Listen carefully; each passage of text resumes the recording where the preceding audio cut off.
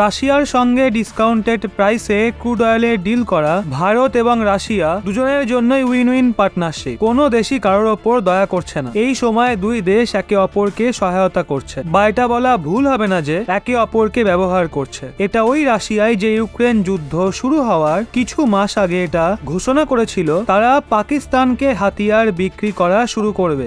International রিলেশনে সমস্ত দেশই একে অপরকে ব্যবহার করার চেষ্টা করে। আর 1971 সালে রাশিয়া যেটা ভারতের জন্য করেছিল, বর্তমান সময় এমন কিছু কোনো দেশই করবে না। অন্য কোনো দেশকে ডিফেন্ড করার জন্য ট্রুপস ডিপ্লয় করার যুগ এখন চলে গেছে। এখন শুধু ডিপ্লোম্যাটিক এবং আর্থিক সহায়তা হতে পারে, হাতিয়ারের সহায়তা হতে পারে। যেভাবে আমেরিকা এবং ন্যাটো দেশ বর্তমান সময়ে ইউক্রেনকে সহায়তা করছে, এখন ভারত ওইভাবেই রাশিয়ার থেকে ক্রুড অয়েল পারচেস করে রাশিয়াকে সাহায্য করছে। আর পরিবর্তে রাশিয়াও ভারতকে হিউজ ডিসকাউন্ট দিয়ে আমাদের সহায়তা করছে।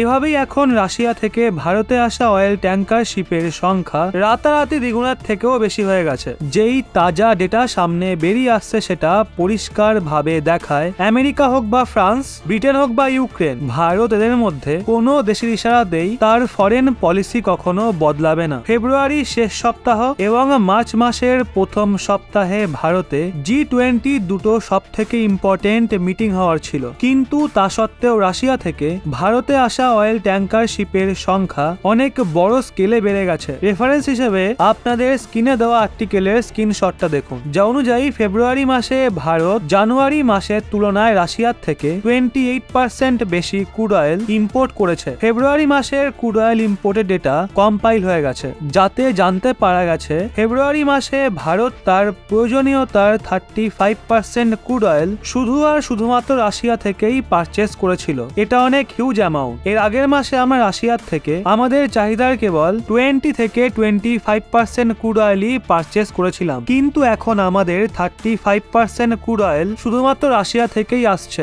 এখনো পর্যন্ত ভারত এত হিউজ অ্যামাউন্টে কোনো একটা দেশের থেকে ক্রুড অয়েল কখনো কেনেনি। এতদিন পর্যন্ত আমরা একটা দেশের উপর ডিপেন্ডেন্ট কখনোই হইনি, একজন সাপ্লায়ারের থেকে এতটা ক্রুড অয়েল কখনো কিনিনি। এমনটা প্রথমবার হয়েছে, আর তাও রাশিয়ার জন্য। হতে পারে মার্চ মাসে এই পার্সেন্টেজ আরো বেড়ে যাবে, আর আমরা আমাদের চাহিদার 40% এর থেকেও বেশি ক্রুড অয়েল শুধুমাত্র রাশিয়ার থেকেই কিনবো। ভারত ডিসকাউন্ট পাচ্ছে আর রাশিয়া ক্রুড অয়েলের সেল করে অনেক বিলিয়ন ডলার। এর জন্য এটা ভারত এবং রাশিয়া দুজনের জন্যই উইন উইন পার্টনারশিপ। যদি অন্য সাপ্লায়ারের কথা বলি, ফেব্রুয়ারি মাসে ভারতের সেকেন্ড বিগেস্ট অয়েল সাপ্লায়ার ছিল ইরাক। ইরাকের থেকে আমরা 20% ক্রুড অয়েল পারচেস করেছিলাম। তৃতীয় সবচেয়ে বড় সাপ্লায়ার ছিল সৌদি আরব, যার থেকে আমরা 14% ক্রুড অয়েল পারচেস করেছিলাম। চতুর্থ নম্বরে 8.8% এর সাথে ইউএই, আর পঞ্চম স্থানে 5.4% এর সাথে আমেরিকা ছিল। মানে ভারত আমেরিকার থেকেও প্রায় 5% ক্রুড অয়েল